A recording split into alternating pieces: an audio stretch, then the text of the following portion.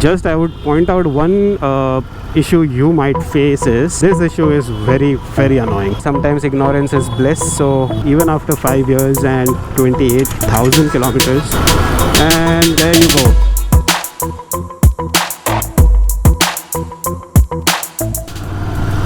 Well, start of the week, but the summer is not going to end, looks like. Well, over the weekend I got my bike's major service done. The throttle body cleaning and the changes in the valves in my head. I mean, not in my head, as in the piston heads, all those things. So the valve settings and the gaskets, everything has been changed. Brake pads are fairly new, so my brake is a little less because the brake pads and the disc has to adapt the shape, and after that it should be fine. So see, I'm pressing it, but it is, I mean, the brakes are working, it's just that they are working a little less. So it feels nice, the pickup is great. It's just that due to the new valves and the gasket, the tappet has been kept a little loose because it has to settle down. Otherwise the valves would get cut and there would be leakage. So I have to ride like this for a few kilometers, and after that the tappet setting would be done and everything will be fine. Because right now I can hear an additional sound in my bike which I really don't like, but yeah, it is there. Yeah, once you are close to 20-25,000 kilometers, that's when the major services start to begin. You'll have to change your chain sprocket, then you have to adjust the tappets, gasket, valves, everything needs to be changed. Brakes piston has to be cleaned and changed if needed. Maybe your spark plugs needs to be changed. Chain sprocket, that's, I covered that, right? Yeah, that needs to be changed. But of course they would not come in very soon. It depends how you ride and how you maintain your bike. We are close to completing 5 years. So 5 years of togetherness with my Continental GT 650. Well, it's been a really amazing journey with her. I mean, like, let's see what is the total kilometers. Yeah, see, it's 28,000 kilometers. Wow. This is almost 29, right? Yeah, see, 28,873 kilometers done. It's been the fifth, I mean, I will complete the fifth year. Well, and I will complete 5 years in the month of September. The journey has been amazing. So many rides are done. The longest I've done on my GT is Goa. Well, I know this was supposed to be a daily observation vlog, but which we will do along with, you know, how your GT feels after 5 years and 30,000 kilometers approx. Even today it feels as good as new. Just a minor difference here and there. I bought it in the year 2019 and now it is 2024 and it will be 5 years in the month of September, on the 29th of September. And that was the day and this is the day. It does not feel much of a difference. She has not given me any kind of major expenses till now, just the normal wear and tear. Well, just once my clutch plate had gone bad, so I had to replace that. But that anyway you will have to replace it after certain kilometers. Apart from that, nothing. I've not met with any accidents with her. Touch wood, thank God. Thank you, GT. ठीक है. You guys are aware that I'm using her every day, every single day. I take her to office, come back. On weekends if I have to go somewhere nearby, I use this. And nowadays for rides I'm using my Z900. That's because, of course, usko bhi to chalana hai na. I just cannot keep her. This is a wonderful bike. I really enjoy this beauty on my daily commutes. It is very comfortable for me. I know many of us, you all knows that it has a very committed posture and it is not very comfortable, but that's not the case. You have to just give it some time, let your body adapt the posture of GT, and I can assure you that you will enjoy this beauty like a dream.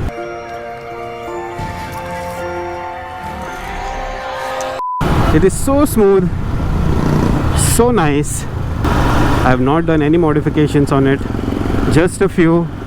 That's I've changed my air filter to BMC air filter. I've changed my spark plugs to Iridian spark plugs, and this bar and mirrors, and I've turned my tires into tubeless. That's it. I mean, there are no vibrations until you cross 150, 160 kilometers per hour. Even today, until date, I'm not exaggerating anything. I'm sharing my honest opinion. We will talk about the disadvantages as well, but that's because that's because this video is little up and down, because I have not planned to make this video. I was just going to make it as a daily observation, but in between I just realized, and I just noticed that it was 28,000 in 5 years, and then I was like, I couldn't stop myself from sharing my thoughts on her. So when we talk about disadvantages, the disadvantages are not disadvantages, I would say, but I think for a 650cc this is underpowered. Alright, but again, when it comes to cost, this is perfect. You would not get a 650cc motorcycle at the price which this beauty comes at. Focusing on the pillion riders, if you sit on the bike for quite a long time and it is going to be a heavy traffic or so, the heat is going to trouble you. Your feet would get burnt. I mean, not literally burnt, but yeah, chatka to lagta hai, because I've taken my sister along so many times, and why do I see so much of traffic, man? एकदम इन्होंने वक्त बदल दिया, जज्बात बदल दिए, जिंदगी बदल दी. Over here, it's never crowded over here. And what's wrong today? I'm assuming if it is crowded here, it would be crowded everywhere.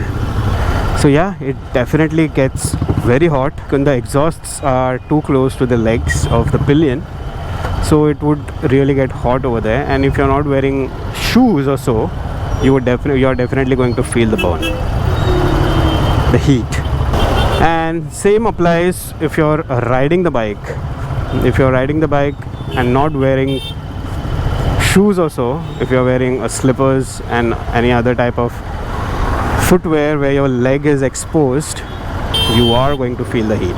And if you're wearing shorts, then definitely it's going to be very hot.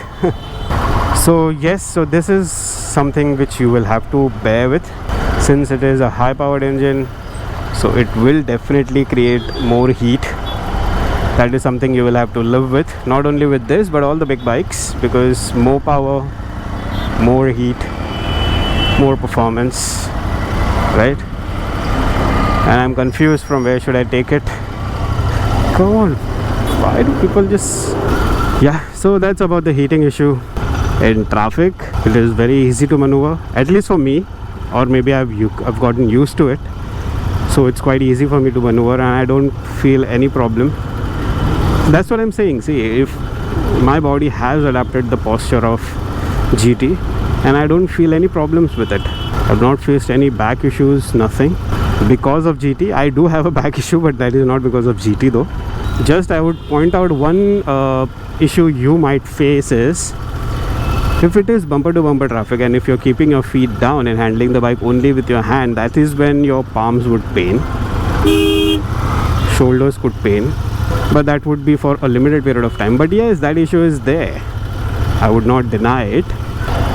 The switches, the levers, everything is very nice, good build quality. They are not cheap materials, they all are good. And when we are talking about levers, let me tell you, the quality of the accelerator cable is not very good, because बहुत जल्दी ख़राब हो जाता है वो, and I have replaced it like thrice, and it's not very expensive though, but it is a problem.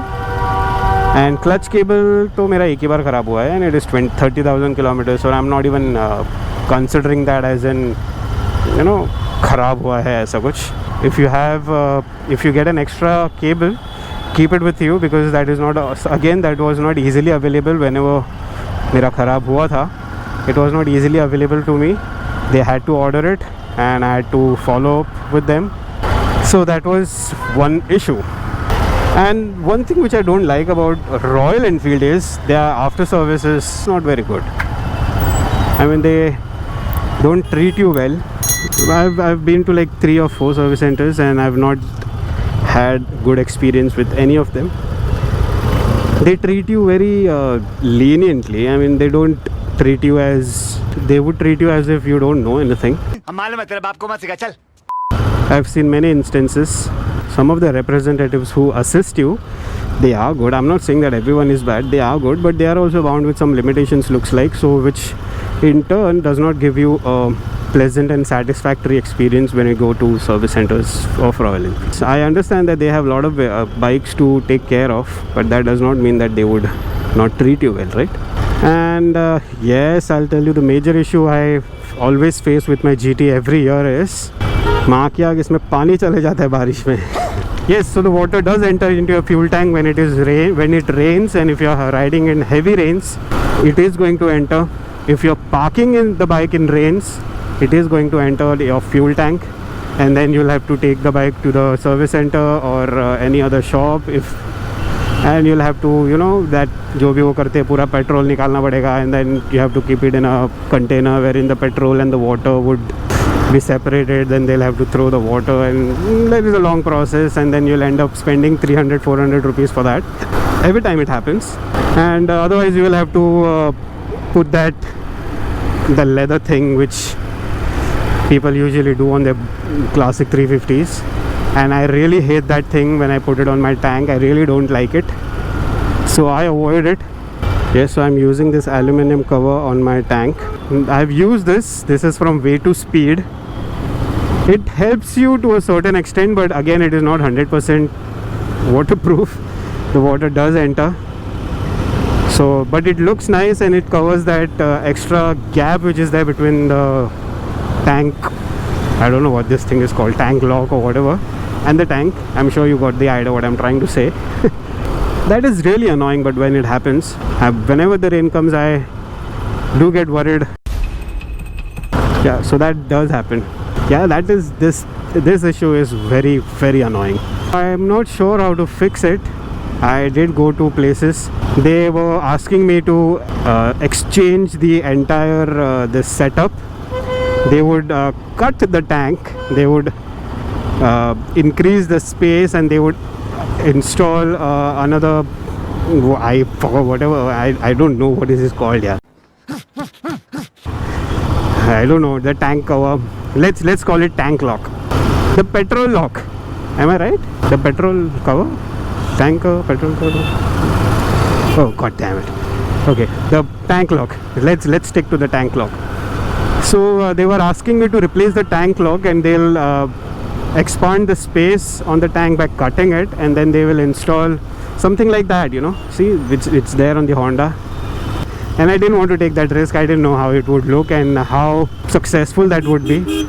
There is a drainage hole in it which I've cleaned it completely 100%, but it still somehow manages to go inside. This is very annoying.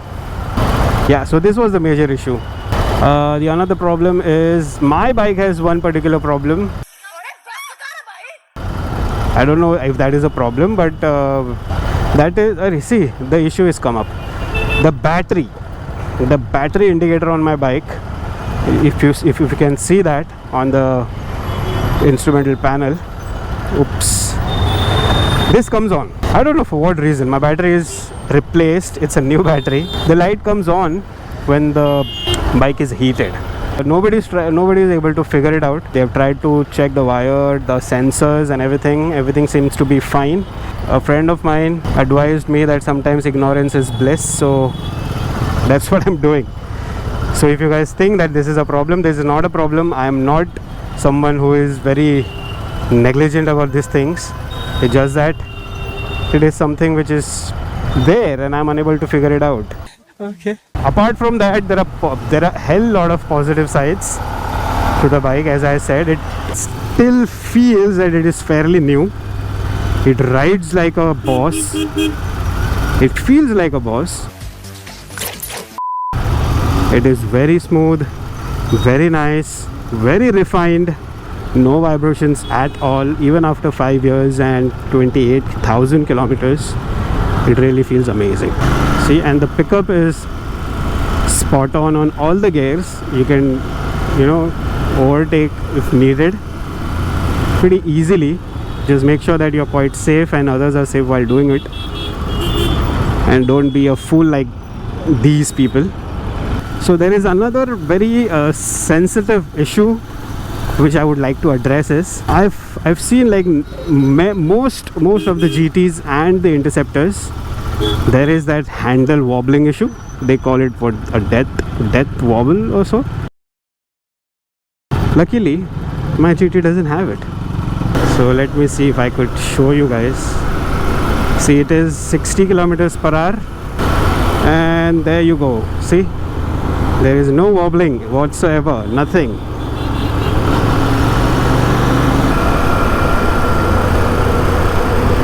See this, no handle wobbling issue at all. We started off from 80 kilometers per hour and it is on 40 now. No wobbling issues. So that wobbling issue is not there with me, so I'm not considering that as a negative aspect on my bike because of us.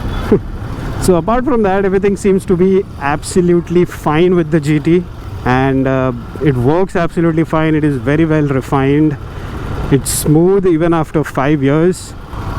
It's beautiful. It's a beautiful feeling to own this beauty.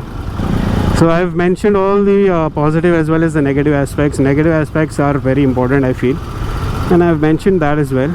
Well, this video was not properly planned. It was going to be a another daily observation video, but it just happened to be a 5 years ownership experience. So I really hope that you might have liked it. Do let me know in the comment section if you have any thoughts or questions about it, and as you guys know that I reply to each and every comment.